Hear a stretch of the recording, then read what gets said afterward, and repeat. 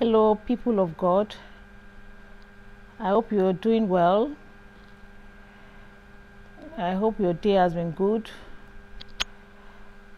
This is episode 22, and this is my Jacob's Way TV, and I am Dupi Dupi Singer.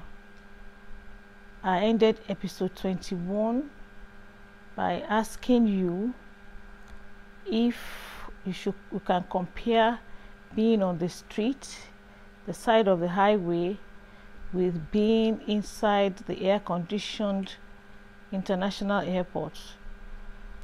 I mean, what is the relationship? Look at it, is from one pole to the other. One was more prestigious, one had an applause, the other one people hardly saw you, dust was gathering on you, and yet if you are not careful, God is not necessarily interested in the one that you love. He is more interested in the one that He has asked you to do. I did not ask the Lord's opinion before I went to the international airport to do that contract, which was the decoration for Christmas of the airport. I remember that I said a man of God had come visiting me and had asked his opinion, and he said that was an open door. That is one of the mistakes that many of us make. We all have access to the Holy Spirit.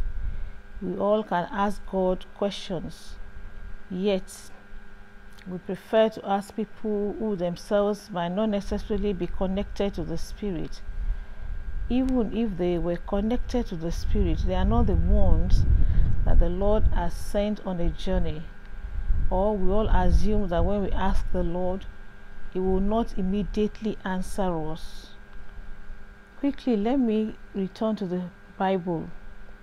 Why did Adam not ask the Lord about eating the apple or the fruit?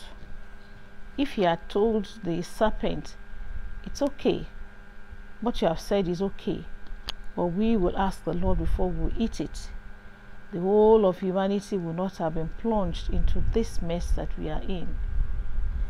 What if Abraham had said to Sarah that, let me ask the Lord before I take in your maid to bear for you a child? Do you know we will not have this disparity of culture and races and whatever that we have today? I'm sure the Lord will have told him, don't even bother to do it. So in your walk with God, don't be afraid to ask God. You know, the same thought that you have might have been what Abraham had. What if He doesn't answer me on time? You know, always ask Him and wait for the answer. If you are fervent and you're persistent and you pray in a heartfelt way, He definitely will answer you by His Holy Spirit, because the Spirit of God is the Spirit of prophecy. So I went to the airport and left where God asked me to be. And I must tell you, I left where God asked me to be for about 6 months.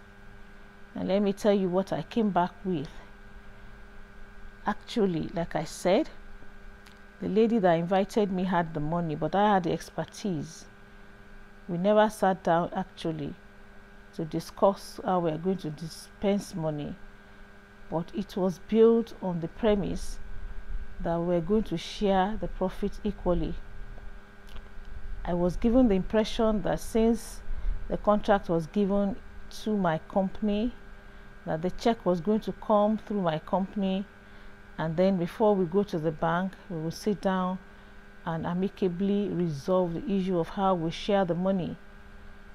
But somehow along the line, the same person who was pleading with me at the beginning had asked for my letter-headed paper without me suspecting anything, and before I knew it, the check had been given to her And I suspect, and I still say it's a strong suspicion, there's no other way, that somebody probably forged my signature. So instead of the money coming through me, I wasn't going to cheat. The money went the other way. And one day the lady sent for me, and she said I should come to see her. I had to leave Ikeja, where I was at that particular time, to go and see her in Ikoji, in her house. I can never forget that day. It was one of the worst days of my life. And at the end of the day, where I was expecting anything between 750,000 naira to about 1 million naira profit, she offered to give me only 50,000 naira. And I left the place in tears. And she told me, well, if you don't take the 50,000 naira, you can take it or leave it. And I felt I needed to leave it. So I walked away without getting paid.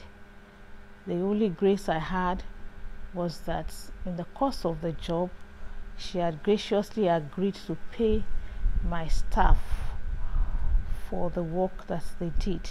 If not, I would have been in serious trouble. At this point, I knew that I was in trouble. I was in trouble. This is now something that I had to resolve between myself, inside my heart, and with God. How could I have started off that beautifully and ended up this terribly?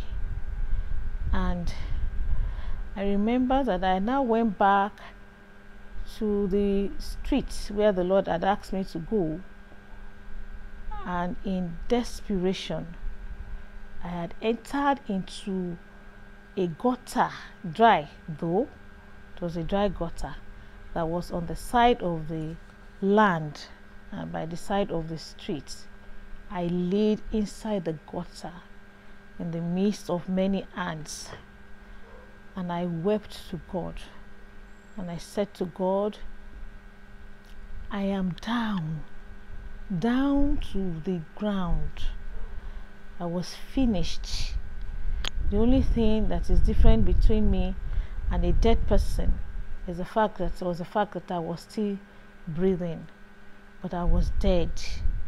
I was expecting that the money, 750,000 to 1 million naira, was going to help me to rebuild my business. It was a lot of money in those days. Nothing came, not one time. I had done all the sleepless nights at the airport, and I had done all that work for nothing. I wept to the Lord, and I said to the Lord, what are you asking me to do that I have not done? I don't like walking about in circles. I do not want to toil unnecessarily. I do not want to come crying all the time. Before this time, my mother had told me that I should go and name the ministry that the Lord was asking me to start. Let that be a step of faith. So inside that gutter, I called the ministry. I knew it was going to eventually end up being a church. I call it Bethel Covenant Church. I will tell you sometime how come it is Bethel. Anyone who knew my mother will know that Bethel was the name of her ministry, Bethel Covenant Church. And my mother had told me earlier, God is not an author of confusion. There's no way He can give you a ministry and remove the name that she had used to run her own ministry. And I agreed with her. So I said to the Lord, I name this ministry Bethel Covenant Church today. I said that inside that gutter, and I made a covenant with God. If you would see me through all these difficulties, these and these are the things I would do. I might discuss some of those things with you in the future. Where are you? Where are you, man of God? Where are you, woman of God? In the scheme of things, Have you started to do something the Lord has not asked you to do? If you are not careful, you might come back empty. You might come back with no dime, nothing, not one thing to your name. You might come back with shame. Shame that will be big enough to make you enter a gutter in the midst of ants to cry unto God. Why don't you ask Him first the way to go? This is by Jacob's Way TV, and I am Dupi Singer. Please subscribe, hit the notification bell. Don't you ever forget to share. Don't be selfish. Share with somebody or 2 or 3 or more, and leave a comment and prayerfully chart the course of your life. Thank you for watching. This is episode 22. Watch out for 23. God bless you. Bye-bye.